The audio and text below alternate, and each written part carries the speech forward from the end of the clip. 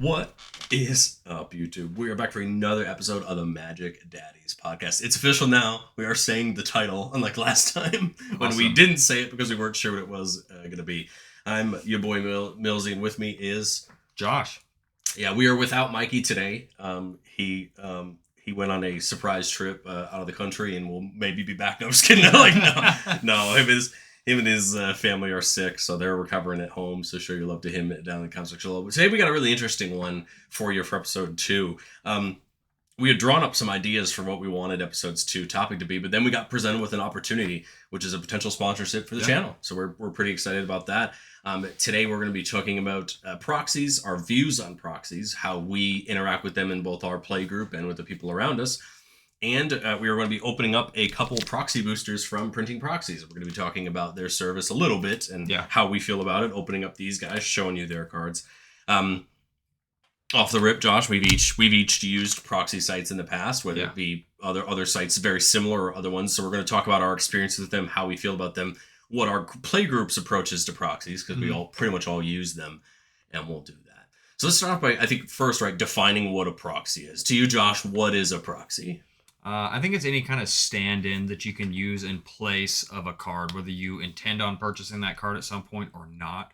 And, they have legal definitions for it per what Wizards provides. But I think by and large, most people's definition of a proxy is probably going to line up. It's just some kind of stand-in that you have for a card that isn't physically there in your deck. And I think it's done a lot of different ways, right? We in our play group, the most popular one that we use, and what I think a lot of people use, is they will print off a piece of paper and put it in front of a common, right? And you'll put it in a sleeve like this, where you could still see the photo, you could still read the card, and for all intents and purposes, right? It's a game piece that you can use. But the truth is, it's just a piece of paper, in a sleeve, right? And for most of us, the people in our play group, we do this to test our decks. Yeah. We do this when we first think up an idea because let's be honest, we kind of want to know if a deck magics or not, right? That's the joke I always use. It's like, you kind of want to see if the deck runs the way you want to. Then, right, we will go into the courses of actually buying cards or assembling the decks or purchasing different styles of proxies. For me personally, I've never purchased from Printing Proxies, although I've wanted to, so I'm kind of excited to start this partnership with them. I've used some different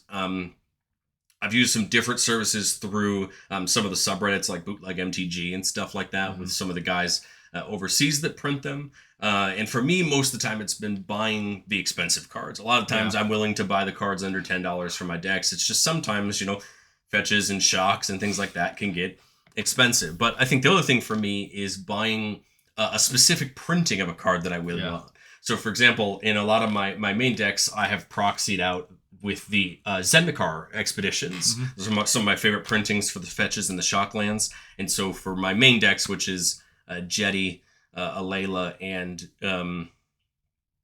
Jetty and Alayla right now are the two that have them because they're 3 colors. Of course, Gorkla doesn't play any fetches, so it doesn't have any. But for those, I have my Zendikar expeditions for the fetches, the shocks, and then the filter lands, because those were printed in. But for example, also on Alayla, I purchased the foil-etched version of Mox Opal and Soul Ring and Arcane Signet they did for that one Secret Lair. I thought it'd be cool to have, since so many of Alayla's cards in its deck are in that old frame, I thought it'd be fun to find, the old copies of them and play them kind of alongside the Signets and the Talismans and some of those cards from the Brothers War Commander deck, that had a bunch of the old frames. And then just one last card from the Alayla deck, because, for a long time it was very expensive. I went out and got a Surge foil copy of the One Ring, right? I mean, now, thankfully, the One Ring's dropped in price, right? But man, on release, it was $70. It went up to $100, $120. I mean, heck, it was tough to find for a good price. Obviously, now, with its modern banning, it's gotten a little bit easier to find. But for me, my approach, has been, if a card either one I can use in multiple decks, I'd rather just, get that proxy where I can switch it between decks. Like, for example, I have a whole Teamer mana base that went between my Miram deck. It was in my Magus Lucia Kane deck for a while. It's going back in my Miram rebuild, so I just kind of kept it together. But Josh, what is your experience with buying proxies? Have you purchased any? Yeah, so I'm kind of on both sides of the fence on proxies and buying singles or trying to pull stuff out of boosters. There's 3 sides that you can see there. I feel like no one opens boosters. I feel like a lot of the purists feel like you should really find the card in the boosters. A lot of the magic boomers, as some of us might call them. But I think as cool as buying real cards is, I mean, I love owning cards like this Trouble in Pairs that I bought for that Knights deck that I love to play. Went out and paid the $30 or whatever it was for it. It was pretty much 30 right on release. Yeah. But I think like there's other cards that I've proxied tons of. I have like a lot of decks that I have that are all the cards are legit, real cards printed by Wizards, and the value of the deck, if I like parted every piece out by the market value or TCG player value, because it's like a $700 or $800 deck, right? But then I've got other decks that I don't want to go out and buy each one of these cards individually and try to source them or find them. Even some cards that are harder to find and maybe not expensive, right? You know, because it's just a rarer card from when Magic was like OG Magic, right? So, and it's more difficult to find something like that. Or like you were saying, those special fetches. I've got, full set of fetches that I proxied up. Got these printed off by one of these high quality reputable proxy sites. And to most people when they're looking at it probably wouldn't really be able to tell that it's not something legit. And I'm never going to present that as something that is legit, but I like the feel of an entire deck feeling consistent. I think the big thing to talk about with proxies, right, is so all of printing proxies, all of their proxies have a special back. It is not a Magic card back. It is very clear that these are not. Now, other companies, for example, with all of the ones that I've purchased in the past, do actually have a Magic the Gathering back. Now, the thing I did personally was I put a black P on there so that it was very clear that this was not real, nor have I ever represented it as such. Yeah. If someone asked, I would tell them, no, that's a replica proxy that I bought for the deck. If anyone asks if I have proxies, I tell them I'm not here to misrepresent, anything in the past. I think I've given you guys spares of proxies that I've had of $50, $60 cards just because it's like, well, it's a proxy. It really isn't worth much to me. But I think the thing for me has always been, I don't want to play, if I'm sitting down for a game and somebody has a vision for a deck, I don't want to play your wallet. I want to play what you've made. I want to play what you've thought of. And sometimes, right, for some people that means OG duels and fetch lands and shock lands, but for some people that means a Meat Hook Massacre that's $80 and they don't want to buy it. For some people that means a Sylvan Library that's $40 and they just don't want to spend $40 in Sylvan Library. There's a lot of ways to look at it, and I think it's easy to demonize it because everybody has their own opinion on it. But I think the cool thing is it allows us to play the game that we want to play and use the cards that we want to use in the environments we play them. I think it's easy to forget that Commander is not a tournament format. It's not even a competitive format in a lot of ways, unless you're playing certain ones of them. And for us, right, our play group with all of us friends, at first we all used tutors and things like that, but we all kind of said, hey, this is not really the game plan we want. We all were like, well, it's kind of ruining the game a little bit. Let's take them out. Let's try different ways to do it. And it's made the game better for us. Yeah, absolutely. I think, and that wasn't even a real conversation that we had per se, but I think we all just kind of came to that conclusion on our own that, as cool as a tutor is in certain scenarios, pulling out these, super high power cards in every one of these games, isn't always the most fun thing to do. But, something like these fetches or whatever like that you can easily find online somewhere, but you don't really want to pay if you need a full set. Like I've got all of the fetches. So you have your 5-color deck and you're running all 10 fetches. You're running probably all 10 triomes, and you could start to see where that price. Yeah, I've got all 10 shocks, all 10 fetches, all 10 triomes. The value of the deck is like near $2,000. And most of that's in that land base, especially with the special printings that I have. If you want to go out and find these Zendikar Rising fetches, that's not like a $15 fetch that you're finding out of. I think at minimum it's like $40, and that's for the cheaper ones. Yeah, and then you have certain fetches that are worth more, right? Like certain color fetches have always been worth more than others, right? Because of their playability. But I think the important thing is like we're a play group that we also kind of diversify our decks in the sense that we all have those very sweaty decks that we know what they are, and we have those games where we want to kind of play that high tier game. So then we have other games where it's it's more varied up. What actually got me onto printing proxies, just to be honest, obviously I have a TCG player store. I have the cards behind me. I'm not saying that you should not buy Magic cards, not by any means, and I will continue to do it. But I actually seen their product placements in other people's videos. And my first thought was, well, I think the content that I do for the channel is a really easy place to do it because it's a very visual thing, and I feel like it would work out well.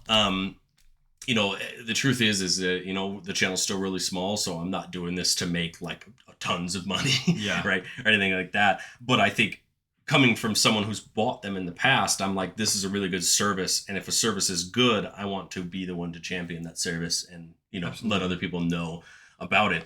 The other thing that I thought was cool, specifically about printing proxies, is these proxy boosters. I think this is a really interesting idea. I've seen a few videos of people open these, and I think the cool thing is they're just really random. You have old cards, you have new cards, you have special printings. It's not like it's just classic stuff. I mean, we may end up pulling a Jeweled Lotus or a Mana Crypt on one of these, and we may not even be able to play it, right? Yeah. But that's kind of the funny thing about these. So we're going to open these up. We're going to talk about what we find out of them. The boosters are about $10 a piece. They're available on their website. 3 for $25, 10 for $70. So you can get a little bit of discount by buying multiples.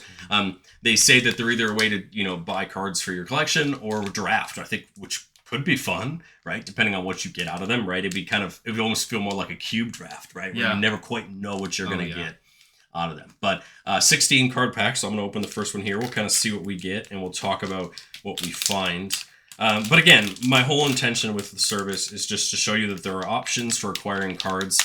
The real reason I wanted to start doing it was, right, I just did those Marvel decks for the channel, right? And I knew as soon as I covered those Marvel Commanders, I knew that those secret layers might sell out or those cards wouldn't be available. And in fact, by the time my Black Panther and Captain America videos came out, those cards weren't available. Yeah. And I told a couple people in the comments, I'm like, this may really be your only way to go get some of those fancy, you know, secret lair printings or things like that, because they just may not be available. Definitely. I mean, at the end of the day, it comes down to who you play with. Right, but let's see. So first off, we have a Phyrexian Dreadnought. That is in the... Ooh, I don't know that symbol off the top of my head. But you can see it there. Mirage? It has the tree. The palm tree. But you can see there. It clearly says Proxy. You know, no difference there. We have Overwhelming Forces. This is a card I've seen before, but I don't know that I've seen that printing. Ooh, here's one of my personal favorites, and I have the Japanese version of this in my Ovika deck, but there's Time Warp, and that's the Mystical Archive printing. There we go. Here's a popular card, Liliana the Veil, right? Very popular Planeswalker. Just recently got that reprint in Dominaria United. Yeah. But of course, very popular in a few formats. There we go. Card I always love seeing, Meat Hook Massacre, right? Getting its reprint in Innistrad Remastered coming up. The first question I had for these guys when I started the relationship was, I said, how soon are new cards available? Because I was wondering, you know, when can I go on and get new cards when they're revealed? And they said, as soon as there's a high-res version up on Scryfall, all of them are available. So you could go get the new version of Meat Hook right now, you know, the new poster version if you wanted to. Well, here we are, modern powerhouse right there, Orcish Bowmasters, right, in that frame. Now, I will say, I think you can tell on looking at these. Yeah. You could tell me what you think when you open them. I could tell in my hand, but I think in a sleeve you wouldn't be able to tell the difference. Sabo's Web. I don't know that I know this card. I think that's Invasion. Yeah. Interesting. So some of these cards, I mean, I'll have to look up what the values because I don't know that off the top of my head. We have a Worship. Here we have a newer card, but, you know, obviously, so here's an example of a cheaper card, Exsanguinate, right? Less than $1. But, hey, it's cool to see the mix. Well, here you go. Here would be a fun reason to get some proxies if you want to. Underground Sea, right? A classic duel. Oh, yeah. Classic duel land. No one in our playgroup really plays these just because of the cost of them, and most of the time I just don't think they're worth it. Yeah. I think shocks are just as good. Hermit Druid, an example of a card that's gotten some recent reprints, if I recall correctly, right? Yeah. But there's an older printing of it. Well, we talked about it earlier. We knew it was going to happen. Here we are. The Ixalan... printing of Mana Crypt. Well, there you go. So there you go. There's an example of very high powered card. Obviously, just got banned. Oh, this is something great to show. Here you go. Dual. Here we are. We have a 2-sided card. The Pathways, right? The lands from Kaldheim and Zendikar Rising. Here's Bright Climb Pathway and Grim Climb Pathway. So you can see that they do make double-sided cards as well. Of course, a very popular black land in Cabal Coffers. This is the Mount Horizons 2 printing, but you can see it there. I think the first thing that I think will make them very obvious. You're not going to see it on camera, but Josh, you could see this here. That sticker is not there.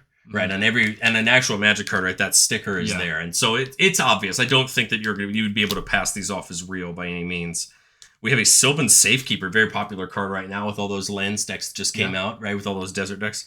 And all right, here we go. We got a Secret Lair card as well, Dismember from that. Was that Innistrad?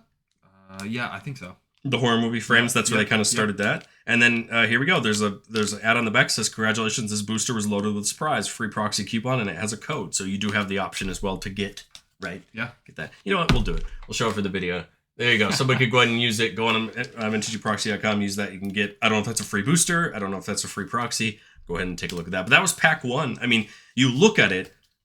I mean, if you were paying $1 for each of these, there's enough here to be well worth it, right? Oh, yeah. Cabal Coppers, the Crypt, even though it's not legal anymore, right? Underground Sea, Meat Hook, Time Warp, right? There's some great cards absolutely in this pack. Now, the interesting thing with printing proxies, unlike other places, is other sites that I purchased from, the fact it was $2 no matter how many cards you bought. Yeah. The cool thing about printing proxies is the more you buy, the cheaper it gets, right? So you have every single card you want to buy at $2, but if you buy over 50 at a time, you get them for $1. And if you buy over 200 at a time, you get them for 75 cents. Yeah. So my thought process there is if you bought 2 whole Commander decks worth of cards, you'd basically be paying $150. Yeah. You know, and that gets bigger as you do more. I've seen people online who use this to buy whole cubes. Yeah. You know, or buy whole things like that. Like for me, I was looking at doing maybe, instead of buying a whole deck, maybe I'm buying 60 cards for 4 or 5 decks, right? And you get that reduction, you know, in the cost. But I think this is a cool idea. I think it'd be fun to draft with these. I think it would be really cool to have a couple of these and pass them around and get to make some draft decks out of them, because there's just some interesting stuff. Obviously, you love seeing stuff like the OG duels, but I've never seen Sabo's Web in my life. Yeah. So it'd be cool to see a card like that and say, hey, can I use it? It's when it comes into play, draw a card, so 2 mana. And then lands with an activated ability that doesn't produce mana, doesn't untap during their controller's untap steps. So that is actually a big deal, because it doesn't say that all of their activated abilities don't produce mana. Yeah. It says that if it has one, then it doesn't. This could hit things like Plaza of Heroes, right? These lands that have abilities, but they also tap for mana, right? Yeah. That's a big deal, right? Just to a lot of Commander decks, because utility lands are so important, right, in our format. So interesting. I love seeing things like Meat Hook in this pack. I loved seeing the Orcish Bowmasters, right? Who doesn't love Bowmasters, even though we don't see it too much in our playgroup. Yeah. And they do talk about, when you look at these boosters on their website, they do talk about how they want to make sure that this can potentially provide a good draft experience, whether it's full of these boosters or just one of these thrown in. So they do specifically state that they try to build these boosters in such a way that they could be drafted. You've got a few potentially lower power hits that can kind of fill out those common slots that you might need. But like you guys saw, they have those really big bombs like Cabal Coffers or Liliana. I think the really cool part is they say that they want at least half the pack to be after 2010 and half the pack before 2010. Yeah. I think that's really cool, because I think part of the problem of our format with EDH Rec and things like that is new cards are king, right? Yeah. New cards are always coming out and they gum up people's attention. And it's cool to go back and see some of these old cards and go, man, why didn't I think of that? Or man, that works so good in this deck or that deck, you know? Well, Josh, why don't you go ahead and rip your bad boy open? So it says that at least one of the cards, at least one of them is $150 and up. I'm going to guess that's the Underground Sea, obviously. The Crypt, they say they're supposed to have 3 between $50 and $100. That's the Crypt, obviously. Probably Meat Hook and Orcish Bowmasters would be my guess out of this pack. Would be that $50 range. Obviously, Meat Hook getting the reprint will help it go down. Yeah. Right. I will say, of my experience opening them, it is a little bit thinner than the proxies I'm used to. Yeah. Some of the proxies I bought are a teeny bit thicker. But other than that, the sheen looks good on the card. The printing's great. I mean, it's clear. I mean, you can't tell, in my opinion, from a quick glance, and I don't think you could tell in a sleeve. Yeah, no. And I know there's some people that still care about it looking the part. Yeah. I still, obviously, I don't think you could pass this off by any means as a real card, and that's important to talk about. It's important that is the goal, that you do not pass it off as a real card. Yes. That's not the intention. Yeah. So this is the same company. I can show the back of mine, and you saw the back that Zach saw, or Millsy showed earlier, right? Same card back, says not for sale, Proxy. This is the same company that I got mine from, and I've had people that have honestly thought that I had real cards. Granted, I've got a little foil sticker under there. It's kind of hard to see. Some of them it looks realistic. I like the realistic look, but I've made sure to tell people, and I've been at events where it's a sanctioned Wizards event. They say no proxies, can't have anything like that. And so I've been forward and said, this deck that I've got that's full of slivers is not all legit cards. So I'll put that up and I'll play my Naya Deserts deck with Yuma or my Esper Knights or something like that, But I think like you were saying, it's important to always present these as proxies and make sure people understand, because you want to make sure that you're not potentially promoting counterfeit cards. And while I've done this, like for example, we go to a shop fairly regularly, and I have been to other shops. And when I sit down again and I play people I don't know, I say, "What are your opinions on proxies? How do you feel about them?" And if someone says I don't want to play with them, I'll say, "Okay, well, I can't play these decks because they have them, or this is how my, and it kind of goes into that rule zero conversation of talking about what you want from a game instead of just doing what you want and trying to find that out of it." Well, let's see, Josh, what kind of fun can we get out of your booster pack? So first thing we've got here is a pretty old school Soul Ring. Beta Soul Ring. Heck yeah. That's pretty cool. So obviously, right, not a super expensive card, but still Next cool. one here. Ooh, what is this? Power Surge. Okay. I think I've seen Power Surge before. I've seen it once before. So interesting older card. There we go. Oh, okay. That special full art of Lightning Greaves from Ixalan. Yeah, that was the box toppers, right? Yep. If I recall correctly. Yep. Oh, there you go. There we go. Another big power card, Rhystic Study, of course. Rhystic Study. You either love it or you hate it, or you loathe it. Right? You either love it, hate it, or loathe it, right? Absolutely. Oh, there we go. I've got one of these at home. A nice copy of Breeding Pool. That looks like Ravnica Remastered. It is. And that's the old border frame. Yep. I love the art for those. Did for Ravnica Remastered. Yeah, I think pretty they did arts super for good. the Those shops. and the Clue. I think all of those were great. Ooh, Altar of the Brood. Okay. That is actually the what's that, Ugin's Fate version of the card, if I believe correctly. This one here? Yeah, the alternate version of it. Yeah. That's pretty cool. Altar the Brood is a card that doesn't see a ton of play because of its price, but it's cool to see here. Yep. And then we got Storm World. Ooh, old card. Yep. It's always good when you see a card and you don't know what it does. Like, to me, that's fun when I'm like, what does this old card do? Yeah, Savin's Reclamation. It's a good one. Yeah, I like this one. That is the Dominator Master printing, if I recall correctly. Yes, it is. Wow. Another Underground Sea? A second one. Wow, it's a shame we all don't have blue-black decks for this. I know. It's a shame Dimir isn't my favorite color, right? Yeah, what a shame. Oh, here we go. Sleight of Mind. Change text on a card. Gosh, I don't know what it is about old cards, but I like the white. I just love old art. Oh yeah, they're great. Ooh, great one there. Here we go. Mana Echoes. Mana Echoes, a very card that if you can use, it gets used very well. Yeah, it's scary how much mana. Hey, there we go. Old printing of Chrome Mox. You can take this out to your non-sanctioned modern events, right? Non-sanctioned. Super non-sanctioned. Wasteland. That's an old another one I've got at home. That is Tempest, if I recall correctly. Yeah, with the Storm Cloud. Yep. Wasteland, of course, got a lot of reprints. Yep. There he is. There's our boy. There's my boy, Yawgmoth. Grand Physician. It's close. Almost got it focused. And then Icecrown Scepter. Of course, one half of a very popular combo with Dramatic Reversal. Yep. And then cool to see the bad boy there at the end. Is Kozilek. Witcher of Truth. So that's the Ultimate Master printing. And then on the back, look, yours says, unfortunately, you didn't win. Here on the back, it specifically tells me, sorry, my booster was not loaded. I thought it had some pretty good hits in there, but I guess it wasn't as good as yours. I mean, you look at it. Rhystic Study. Oh, yeah. It's hard to remember. Rhystic Study, I mean, great card. Yeah, Kozilek's pretty cool. Yawgmoth is popular. Man Echoes is this good $15 card. Alter the Brutes. 10 or 15. I mean, that's not to talk about the old cards. That I think the big hit is obviously the most powerful card that's ever been printed. Right? Yeah, I mean the card that has to be in every deck, otherwise you get yelled at. Absolutely. I find that funny to talk about because I don't have one in Gorkla, and I actually haven't had one in a really long time. There's a lot of cards that I don't have, and there's a lot of decks I don't have Soul Ring and catch flack. Okay, well this goes to show you that they can have new cards in these packs because here we see the special guest printing of Endurance from Modern Horizons 3. Of course, Endurance is a very popular card in plenty of formats, but that's the special guest version from Modern Horizons 3. We see an old version of Disenchant. This looks like, I would say, beta. Good. It might be. Because it doesn't have that little ticks in the corner like Alpha does. An old Disenchant, of course, a card that's been printed many times. Here we have what is this, Life Lace? Change the color of one card either being played or already in play to green. Cost to cast, tap, maintain, or use a special ability. That card remains entirely unchanged. So you just turn a card green. Interesting. Well, here's the cards you would like. Hey, there we go. Sliver Legion, and that's the Secret Lair version of it, and with that meme right there. Love it. I do have a proxy version of Sliver Legion. All Sliver creatures get +1/+1 for each other Sliver on the battlefield. Show and Tell. Okay. Yep. Each player may put an artifact, creature, enchantment, or land from their hand on the battlefield. This is from what's that? Commander Masters, I think. Yep. No, that's from the anthologies, I think. Oh, okay.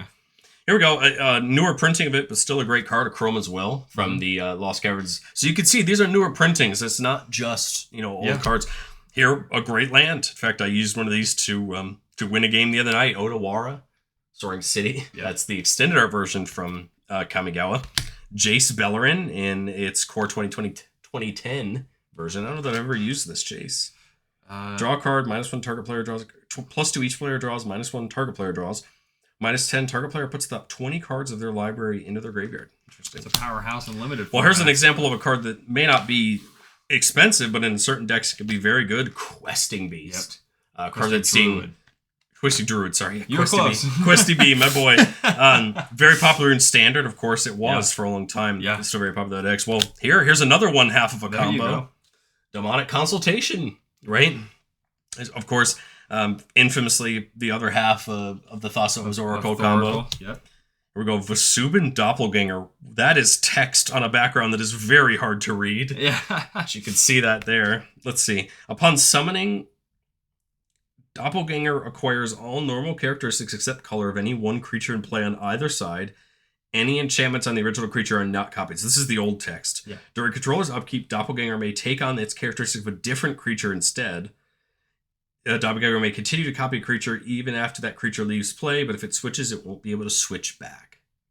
It's just interesting. Some of that old wording is just really interesting, isn't it? See, Icy Manipulator can pay 1 to tap any land, creature, or artifact in play on either side. Interesting. Old frame there. Hey. Another newer card that's very well played in Dryad of the Illusian Grove. That's the extended art printing from Theros Beyond Death. Of course, gotten its newer Secret Lair printings as of late. Here's another great one for certain decks. Conjurer's Closet, right? Way to blink your creatures at the end of every return. We get Diabolic Intent. Oh, I love this one. This, of course, has seen reprints very recently, but this is the original one. I think, if I recall correctly, but just got a reprint in Brothers War, right? Yes. I think it's the last time I got a reprint, but cool to see that in the old frame. And then again, what a great way to end a pack with Bloodletter of Aquazotz. Of course, a very popular card from Lost Caverns of Ixalan. I think it remains the most expensive regular card at the moment. Because Roaming Throne was up there, but it's kind of gone back down. Yep. But Bloodletter is sits at about $40, and I only know that because obviously brewing a couple decks lately. Yeah. Going back to Innistrad, you're looking at demons, and you want to include a card like this, but it's $40. And unfortunately, we did not win in that one either. Well, just what did you think of the booster product? Because I think it's interesting. I don't know how many of them I would buy for myself, but I think they're really cool. So I think this is a great way to get an uncurated draft, right? Yes. You know you're gonna get some pretty bomb hits. You're gonna get some they tell you here, they have the full breakdown when you're looking at their website. The link to printing proxies and the specific page on the booster packs will be down in the description below. We'll make sure it's available. They tell you the kind of breakdown and odds and chances and how many of each kind of card are in the pack, right? So you have a better idea of exactly what you're looking at and the playability of it. But it's not as curated as what you would expect out of a cube like that. The 2 cubes that I've put together, the list that I've got. And so I think these are cool. Super fun way to put together something that has like some super big bomb hits so that you and your friends can be excited for drafting something like that without having to worry about dropping, $10,000. I was trying to think as I sat here looking at all 3 of these packs. I don't think I'd be let down with paying $10 for any of these stacks. Oh, no. One stack, I mean, you've got Time Warp, right? A very popular card. Meat Hook, Liliana. I mean, this is a Cabal Coffers great pack. If I got this one, Bloodletter, very popular right now. You think about it, I'm looking at these packs and I'm like, there's something in here that probably almost any archetype could use. Yeah. Or at least maybe would make you want to build a deck. Yeah.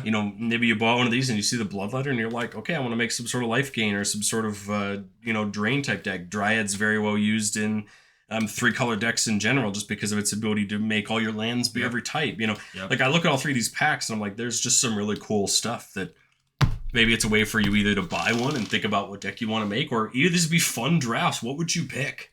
You picked one of these packs. Like, what would you take? What would your priority be in a completely random chaos draft? Like man. In this first pack, the first one I opened, I think I would go with, I don't know, something like Bowmasters or that or something like Liliana. Liliana's very good 1v1, right? Yep. It's one of those cards that punishes people 1v1 because of card advantage. That would be my thought here. In the last pack that I opened, my thought is either Dryad to keep yourself open to multiple colors, Bloodletter, right? A great card to build around. Otawara is a really nice utility land, but it would lock you into blue. To me, I think it'd be cool. I just think they're cool products. You know what I mean? And I don't think everybody wants these, but I think if you're interested, I think it'd be fun to try them. Now, I think another thing to consider there is the value proposition that you're looking at it, because we gave that price breakdown before, right? And before you get that card discount, you got to hit at least 100 of those cards. Right, 50 cards, you're at $1. Discount. Yeah. Yeah. So and that's honestly not bad, because like I said, if you're paying $1.50, right? Well, under 50, so, under 10. So 10 and up is $1.50. 50 and up is $1. Yeah. So 99 would be $1. But obviously, if you went to 100, it'd be 75 cents. Yeah.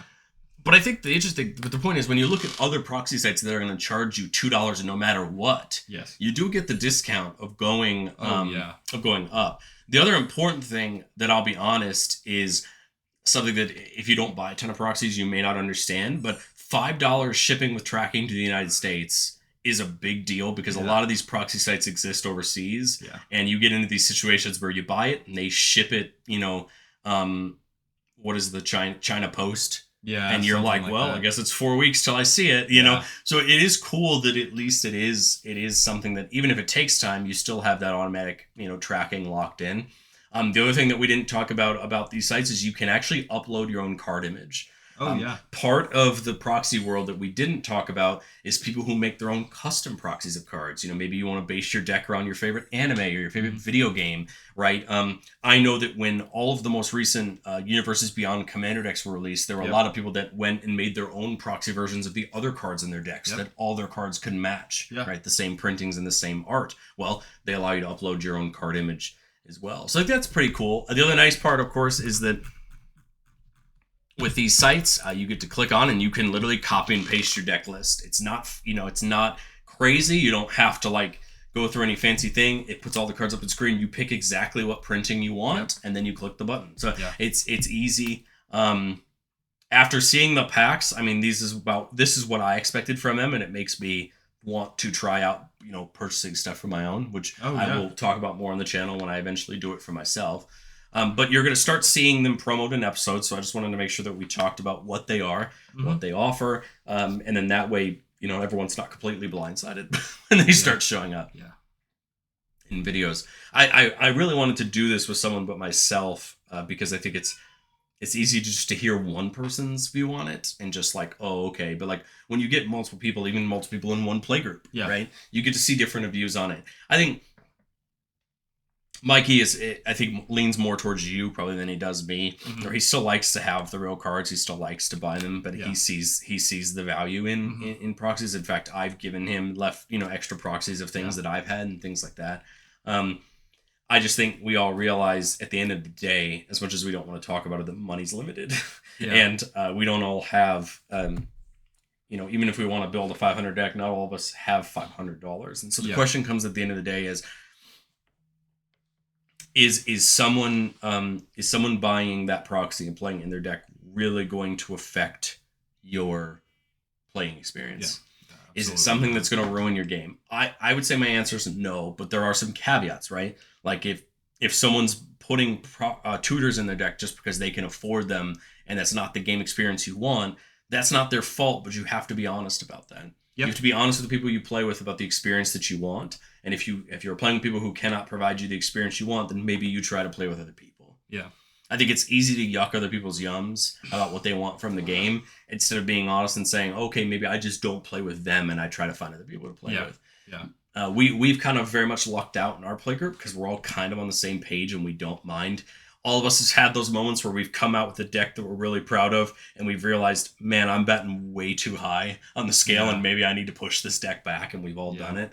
But I think we all know that. It's not something that we're, it's awkward because we're not willing to have an honest conversation about it. But you kind of see the faces and you see the interactions. It's also that way with certain play styles, right? Like we've all built decks that the play group has gone, maybe we don't play that every game. Or maybe we have special games where we play certain higher powered decks and we know what we're going into.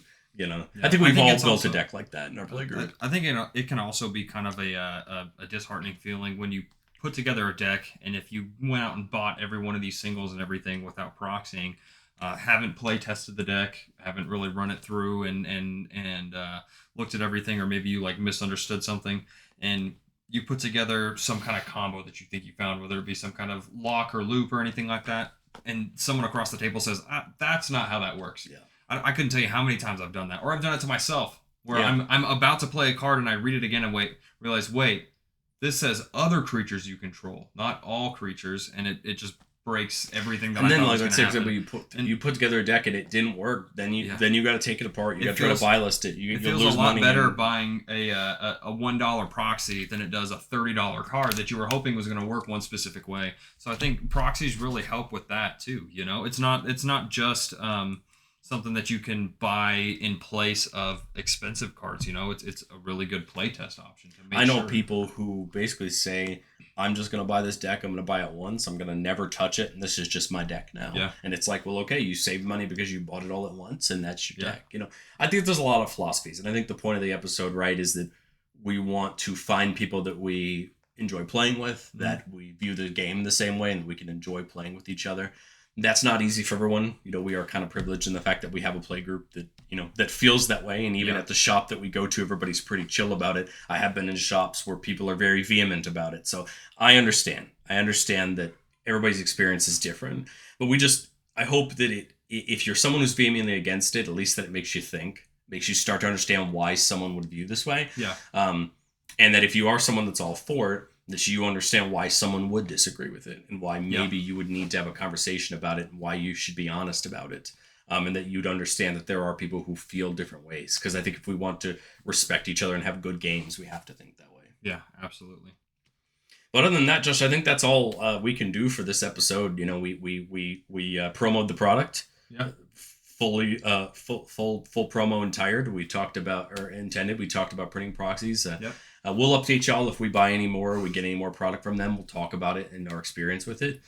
And we'll go from there. I'm not sure when the next Magic Daddies podcast will be coming out. We were just finished up the holidays, right? So we didn't have a ton of time to record with all of us doing our family stuff. Heck, a lot of us haven't had time to play either. So we've all been kind of doing that holiday stuff. But hopefully towards the start of the year here, we'll be able to kind of bounce back and get back on a more regular schedule. Josh, do you have anything to say to the viewers to wrap up this one? Play with proxies, buy singles, have fun. Tip your waiters and waitresses, spay and neuter your pets, right? Yeah. But thank you all so much for watching, and we'll catch you guys next time.